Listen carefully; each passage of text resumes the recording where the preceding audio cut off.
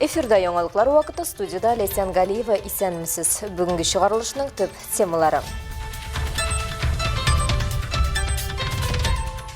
Халық мөрәҗәгатьләре. Шевченко урамы 58-нче йорт халкы торышына зарлана. Аның ишеген ачып карасаң, монда сыйыну түгел, төшеп тә җитеп булмый. Яшәүчеләр әйтүенчә, монда суның кипкәне дә юк.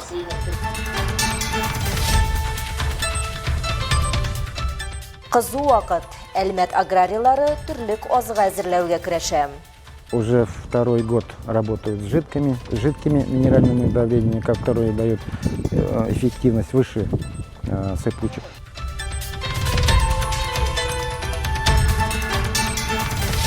Яшүсмерләр керешә. Русак ташы авылында бокс турниры узды. Ул аны көчен артырагына түгел, бүтән иратлар белән якынлашу, аралашу һәм шуның ише, шуның кебек һөнәрләрен, сыйфатларын арттыра.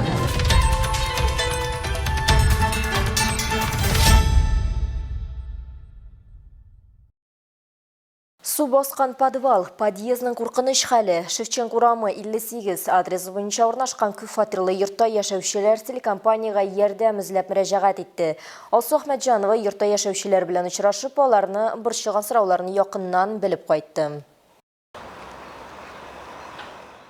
Читтән карап торганда яхшы ремонтланган күп фатирлы йорт. Эшкә керсәң, хәлитле сораулар сана бетереше түгел, ди бу йортта яшәүчеләр. Подъезд хәле кадрлардан күренгәнчә, стеналар җимерелгән, буялмаган, беренче катка төшкәндә тотынып төшәр урында юк, канализация исе дә борчый торган, йортның подвалында да хәлләр шәптән түгел. Әлеге подвал шушы күп фатирлы йортта яшәүчеләрнең сыйыну урынында булып тора. Аның ишеген ачып карасаң, монда сыйыну түгел, төшеп тә җитеп булмый. Яшәүчеләр әйтүенчә, монда суның кипкәне дә юк. Әлфирә Мамадинова бу йортта 36 ел яши. Ул бу йорттагы көнкүреш мәсьәләләренең өстәле баруына шаһит. Постоянно у нас здесь даже на... Подвалда гөл сосы су җыелып тора. Айга 2-3 тапкыр була бу хәл. Бөтен подъездда чыда булмаслык ис. Без менә беренче катта яшибез. Түзә торган түгел. Мы вот на первом этаже, это же невыносимо. 2024 елда бу йортта капиталь ремонт үткәрелгән. Бинаның түбәсе һәм фасады ремонтланган. Халык әйтүенчә, ремонт ясар алдыннан алар идарәче компания вәкилләре белән очрашуларда катнашканнар. Анда яшәүчеләр бу йортның проблемаларын әйткән булган. Ләкин капиталь ремонт вакытында барлык сорауларда исәпкә алынмаган. Шуларның берсе асфальттан аста калган подъезд.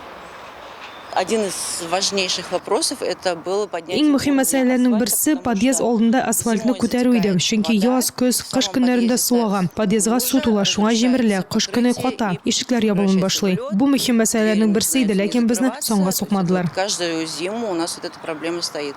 Это был один из важнейших вопросов, но, естественно, все проигнорили. Россия Федерациясы Торак кодексының 162 маддәсе нигезендә идарәче компания күп фатирлы йортта гомуми милекне тоту һәм ремонтлау буенча тиешенчә хезмәт күрсәтергә һәм эш башкарырга тиеш. В доме номер 58 по улице Шевченко ремонт лестничных клеток запланирован на 3 квартал. Шевченко урамындагы 58-нче йортта баскыч ремонтлау 2025 елның 3-нче кварталына планлаштырылган. Бу мәгълүмат йортта яшәүчеләргә җиткерелгән иде. Безнең мастер җыелыш үткәрде һәм күпме акча кирәклеге һәм агымдагы ремонтка кайчан керешергә ниятләве турында мәгълүмат бирде. Бу йортта 48 фатир бар, шуларның 10-сы барлыгы 322 мең сум күләмендә торак коммуналь хезмәтләр өчен бурычлары бар. Бүген йортта коюлар тулган, заявканы Әлмәт водоканалга тапшырдык. В доме заполнены канализационные колодцы. Заявка передана в АО «Альметьевский водоканал». После прочистки подвал будет также дополнительно обработан. 19 майга кадәр Әлмәт водоканалга 7-нче идарәчек оешмадан подвалны судан арындыру турында заявка килмәгән. Без әлеге күп фатирлы йортка килгәннән соң гына заявка кирәкле адресатларга барып җитте. Алсу Әхмәтҗанова, Рамил Базартинов, яңалыклар вакыты, Луч, Әлмәт телекомпаниясе. Республикада бар куәткә чәчү дәвам итә. Әлмәт муниципаль районының авыл хуҗалыгы һәм азык-төлек идарәсеннән алынган мәгълүматларга караганда, игенчеләр иртә культуралар чәчүне төгәлләделәр. Белгечләр фаразлаганча, тиздән алар тагын бер мөһим бурычны — төрлек азыгы әзерләүгә керешәчәкләр. Әлмәт районында шәшү кампаниясы 24 апрельдә башланып китте. Алдан әзерләнгән техника, элитлы сортлы орлыклар, минераль ашламалар белән тәэмин ителеш хуҗалыкларга әлбәттә барлык эшләрен дә вакытында тормышка ашыру өчен күпкә җайлырак ди белгечләр. В этом году накоплено в районе 55 килограмм. Быел районда уртача 1 гектар шәшүлек мәйданында уртача 57 килограмм чамасы минераль ашлама әзерләнде. Белгечләр бу санны 80 килограммга җиткерергә киңәш итсәләр дә, һәркем үз финанс хәленә карап эш итә. Менә Союз агр җәмгыяте инде 2нче ел рәттән сыек ашламалар белән эшли. Аларның нәтиҗәсе тагы да яхшы. Что касается Союза агро, они уже второй год работают с жидкими минеральными удобрениями, которые дают эффективность выше сыпучих. Арпа шәшү 95, язгы бодай 81, сола 75%ка башкарылган бүген хуҗалыклар инде шәшелгән мәйданнарны тамыр һәм яфрак аша тукландыруга да керешкән. Район буенча 9000 гектар ярым тирәсе күп еллык үлән, силоска диеп 600 гектар кукуруз, шуңа өстә 1800 гектарда башка азык культураларын шәшергә дә план куйганнар иде. Бу эш әле дәвам итә. Рәдифә Нугманова, Рамил Базардинов, яңалыклар вакыты, Луч, Әлмәт телекомпаниясе. Әлмәт уку йортларында исә урак исте җитә. Татарстанның Мәгариф һәм фән министрлыгы мәгълүматлары буенча бүген чит телне сайлаучы 9нчы сыйныф укучылары дәүләт имгаклау аттестациясе тапшырды. 23 майда исә 11нчы сыйныф укучылары өчен тарих, әдәбият һәм химия буенча беренче имтихан планлаштырылган.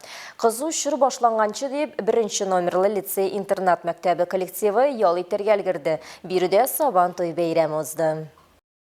Сабантуй бәйрәмен халкыбыз гомер-гомергә ниндидер бер төп эшләр. Әлбәттә инде бу язгы кыр эшләре тәмамлагач уздырыла килә торган булган.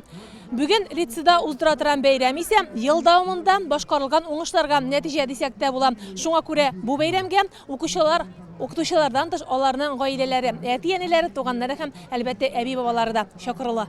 Кая барсам, кая торсам, ни эшләсәм дә, хәтеремдә мәңге калыр туган җирем. Ачык микрофонда иҗади чыгышлар, лицей алды мәйданының һәр почмагында милли уеннар, спорт ярышлары. Бәйрәмне оештыручылар Сабантуйның барлык нечкәлекләрендә исәпкә алган.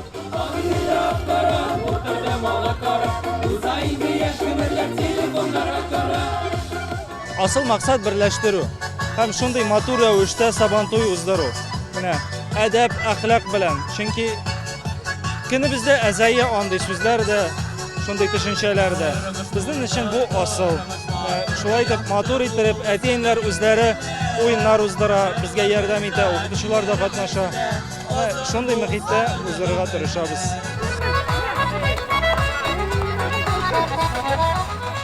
Иң кызыгы әлбәттә милли уеннар мәйданчыгы. Көендә чиләк белән су ташу, аркан тартышу, капчык киеп һәм кашыкка йомырка салып узышу. Бәйрәмдәге һәркем үзен сынар өчен кызыклы шөгыль табып бүләк ота алды.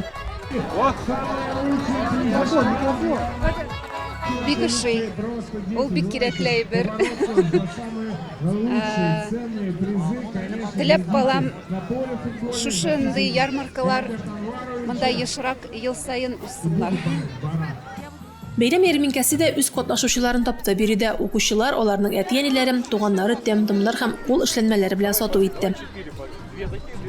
Бик шады. Большой подарок ценный. Мондай бәйрәмнәрдә еш катнашасызмы? Әйе, һәр ел. Аллага шөкер, ошый. Бик ошый. Күңелле бәйрәм үткәрелә лицейбызда. Бүләкләү тантанасыннан соң Сабантуй куймаклы чәй белән тәмамланды. Һәр сыйныф кунаклары белән бергәләп табын артында җыелып бәйрәм итте. Рәдифә Нугманова, Олег Павлов, яңалыклар вакыты, Луч, Әлмәт телекомпаниясе. Азнакайда җәмгыятебезнең бер төркем танылган язучылары катнашында татар әдәбияты көннәре булып узды. Ылпат язучылар, әдипләр 2 көн дәвамында күп төрле очрашуларда булып, Азнакайның үзенчәлекле, истәлекле урыннарын күрделәр. Татарстанның халык язучысы, Азнакай районының мактаулы гражданины Марсель Галиев хөрмәтенә музей ачылу тантанасында да катнаштылар. Шәһәрнең беренче мәктәбендә узган чараны безнең төшерү төркеме дә күреп кайтты. Рабит Батулла, Марсель Галиев, Газинур Мурат, Шәмсия Җиһангирова, Нәбирә Гыймаддинова, Вахид Имамов, Мансур Гыйләҗетдинов, Рәдиф Сәгъдиев һәм башкаларны Азнакай җирендә зурлап каршы алдылар.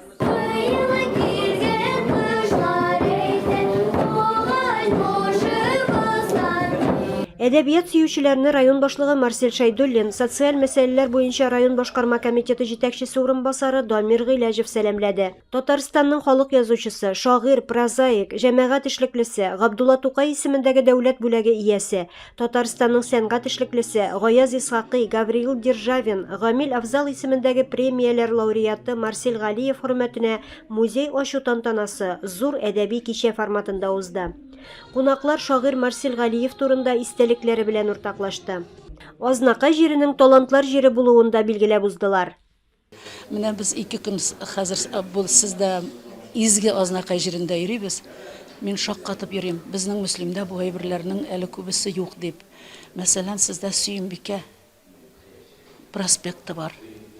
Ни өчен бездә Казанда Бауман урамы әйтик Сөембикә исемен йөртмәскә тиеш. Һәм кая барсаң да Тукайның бюстына, Тукайның һәйкәленә юлыгасың. Ул чыннан да һәрбер төбәктә, һәрбер җирдә булырга тиеш. Искиткеч мәчетләр, искиткеч гүзәллек һәм искиткеч кешеләрнең матурлыгы сезнең табигать белән бергә уралган, бергә бәйләнгән. Очрашуның иң тантаналы мизгелләре тасманы кисеп музей бүлмәсенә узу булды.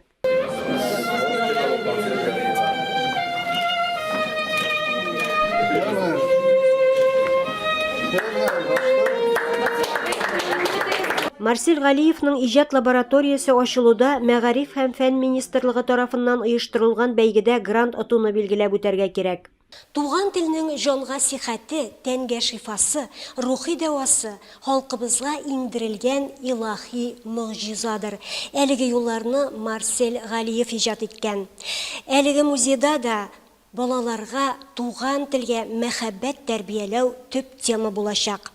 Биредә төрле иҗади очрашулар, әдәби кичәләр уздырылачак. Биредә әдипнең бала чактан алып бу көнгә кадәр тормыш юлы, хезмәтләре күрсәтелгән. Китаплар белән янәшә фото һәм рәсем күргәзмәләре дә урын алган. Илмира Шәрифуллина, Рөстәм Акбаров, яңалыклар вакыты, Луч, Әлмәт телекомпаниясе. Бөгелмәнең Үзәк китапханәсендә Илһам канатларында исеме астында иҗади кичә булып узды. Анда бөгелмәлеләрне әдәбият белгече, укытучы, филология фәннәре кандидаты, доцент Әлмәт таңнары газетасының баш мөхәррире Рәфкать Шаһиев белән таныштырдылар. Тел остазы, язучы һәм бик ачык кеше Рәфкать Шаһиев очрашуга килүче бөгелмәлеләр алдында нәкъ шул кыяфәттә килеп басты. Аны олы яшьтәге апа һәм абыйлар үз танышлары итеп кабул итте. Рәфкать Шаһиев зур дәрәҗәле кеше булса да, бик гади, мөлаем, бер сүз белән үз кешебез. Ул бөгелмәлеләрне үз биографиясе белән, язучы булып китүенең тарихы белән таныштырды. Мәктәптә 7-нче сыйныфта укыганда килдерәләр көтә түгел мәрхүм булды Марсель Әхмәтҗанов белән Әнвәр Хәйри. Алар Дәрештәге Зафакны 123 еллыгын батмылга көнләшкән шундай җыелып авыл халкына таныштырырга килгәннәр иде. Һәм гарәпчә тактага да язып күрсәттеләр, безгә инде бик кызык булып тоелды. Һәм авыл халкына бит инде башта тамагын туярга кирәк. Шуның кебек Вакыттагы газ кирмәгән хәтерлим сөйләде инде Әнвәр Хәйри белән Марсель Әхмәтҗанов Риза Фәхретдиннең галим булуын, хезмәтләрен, сорауларыбыз бармы? Шуннан бер абзац булып китәрдә безнең авылга кашын газ кертәләр инде. Үзәк китапханә фондында Рәфкать Шаһиев соңгы елларда иҗат иткән лирик хикәяләре, әдәби публицистик язмалары тупланган Сагыну исе дип исемләнгән китабы да бар. Аның белән танышканнар авторга үз фикерләрен җиткерде. Кичә сорау-җавап формасында дәвам итте. Аның иҗаты турында нәрсәләр әйтеп була? Рәфкать әфәнде үзенең шигырьләрендә, гомумән тулысынча прозасында да, гомумән иҗатында кешеләр күңелендәге кешелеклелек хисләрен, мәрхәмәтлек хисләрен яктыртып яза. Шагыйребезгә Рәфкать әфәндегә алдагы көннәрдә дә иҗади уңышлар теләп карабыз. Җирле артистлар чыгышы кичәне тагын да җанландырып җибәрде. Бер максатсыз гел зая узмасын гомер. Ничә ел һаман бергә Аллага шөкер. Айгөл Шәрәфиева, Ямяхин, яңалыклар вакыты, Луч, Әлмәт телекомпаниясе. Рус Акташы ауылында ise Бүйік Ватан соғышы қаһармандарын еске алдылар. Бірде жеңінің 80 елдігіне бағышланған Геннадий Денисов истәлігіне яшүсмірлер арасында бокс турниры узды. Бүйік Ватан соғышы һәр гаиләнең хәтеренә тирән яра булып уелып калган вакыйга. Шуңа күрә турнирда катнашучылар беренче эш итеп Акташ авылында урнашкан һәйкәл янына җыелдылар. Чөнки бу турнир беренче чиратта Бүйік җиңүнең 80 еллыгына һәм Геннадий Иванович Денисовның якты истәлегенә багышлана. Һәйкәлгә чәчәкләр салган спортчылар да бу көнне бүйек җиңүгә үз өлешләрен керткән атаклы боксчыларның рәсемнәрен төшергән футболкалардан чыккан иде. Бүйек Ватан сугышында Рус Акташы авылы иратларының да күп өлеше фронтка китә. Күбесе яу кырларында мәңгелеккә ятып кала. Геннадий Денисов та якташларының батырлыкларын дәвам итүче шәхес. 300дән артык хәрби очыш ясаган учучы эскадрилья командирына кадәр юл итә. Геннадий Денисов үзенең соңгы берничә елын иҗтимагый эшкә багышлый. Ул боевое братство оешмасына нигез салучы һәм җитәкчесе була. Он всегда находился, самое важное, рядом с молодежью, поддерживал молодежь, патриотизм, всячески тоже инициатором было проведение многих зорниц, республиканских соревнований.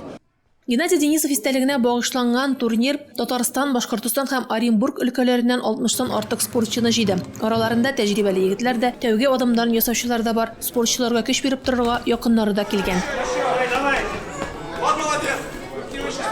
Без уже бокска инде елдан артык йөрибез, бик яратып йөри. Тимур Марселевич тренерыбызны. Күптән заниматься итәбез инде, тырышабыз. Я учусь ловкости, физической силе.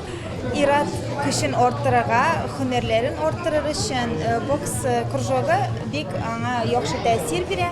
Ул аны көчен арттыра гына түгел, бүтән иратлар белән якынлашу, аралашу һәм шуның ише, шуның кебек һөнәрләрен, сыйфатларын арттыра.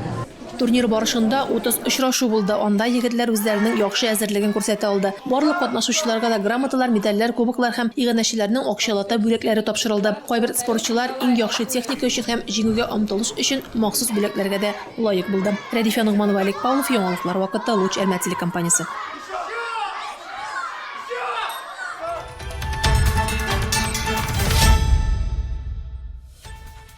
Бүгінге шулар иде. Милли Сәнгалиева һәм монтаж операторы Динара Гайнетдинова сезнең белән сау булашабыз. Исән сау булыгыз.